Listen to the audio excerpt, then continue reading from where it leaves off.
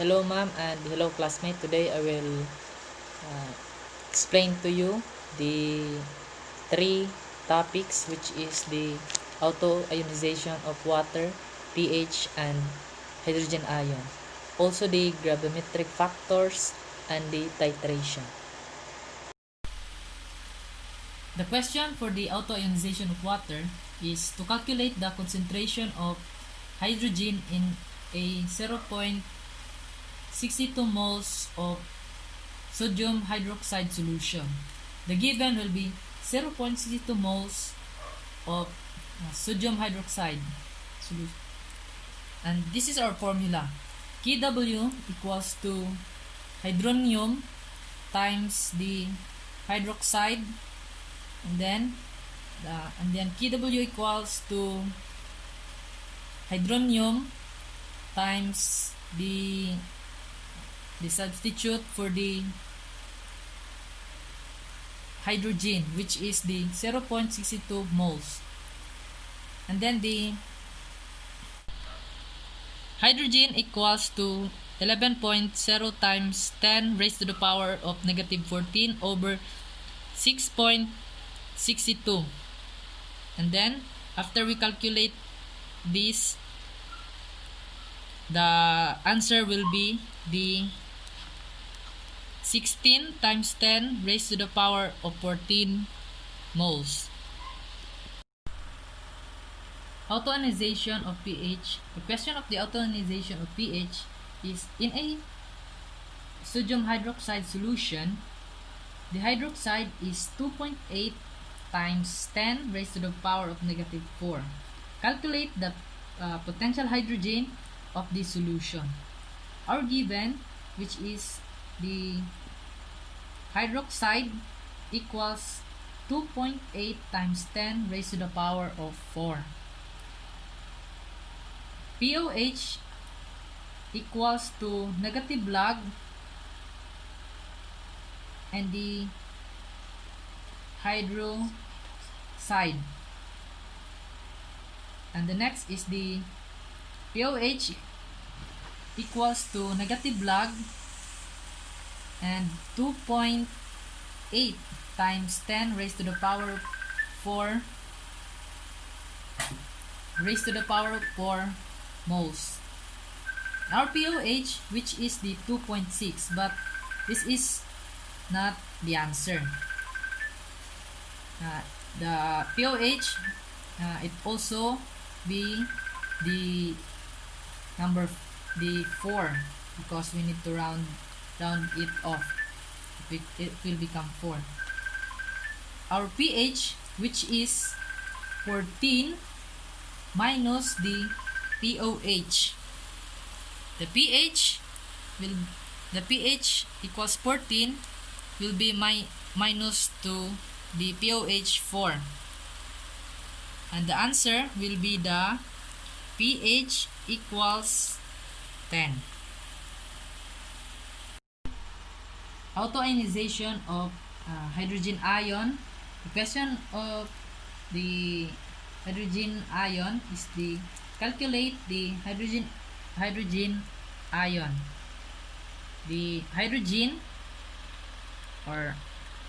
equals to 10 minus the pH or the potential hydrogen. This is our solution. Our solution, which is the 10 minus the pH. Our pH will be substituted to 2.42.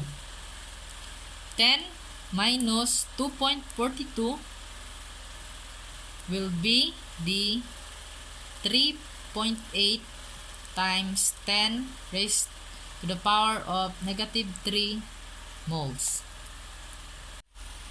Titration.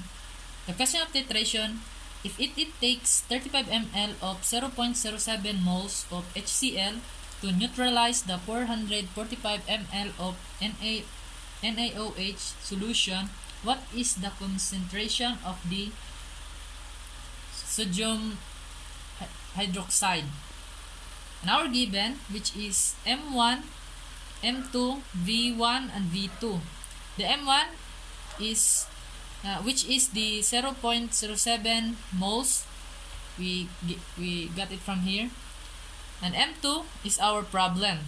Then the V1 is the 35 milliliters, which is we got it in this.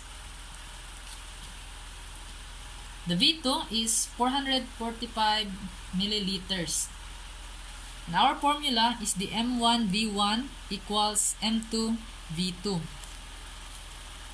M2 is equals to 0.07 times 35 milliliters over the 445 milliliters. This is how we're going to solve it.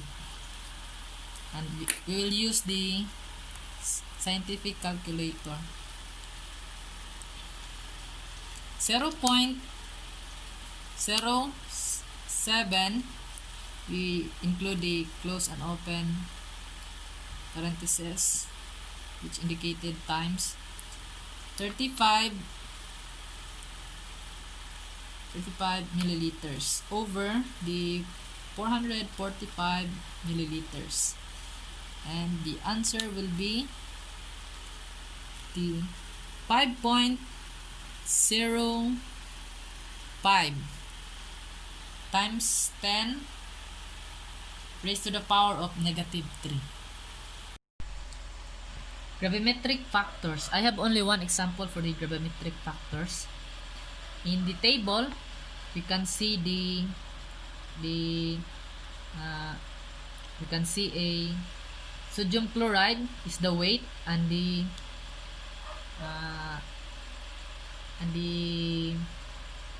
chlorine is the soot, and our formula for this is the GF equals to formula weight of chlorine and over formula weight of the sodium chloride. After this, we need to find the molecular weight of the chlorine, which is the 35.48. After that, we also need to find the molecular weight of sodium and chlorine. The molecular weight of sodium, which is 107.86, and the chlorine, which is 35.45. We need to add this two molecular weight of the sodium and chlorine, which is the 143.32. After this, we need to solve it in this scientific calculator. 35.48 over the 143.32 of the sodium chloride, and the answer will be 0.24.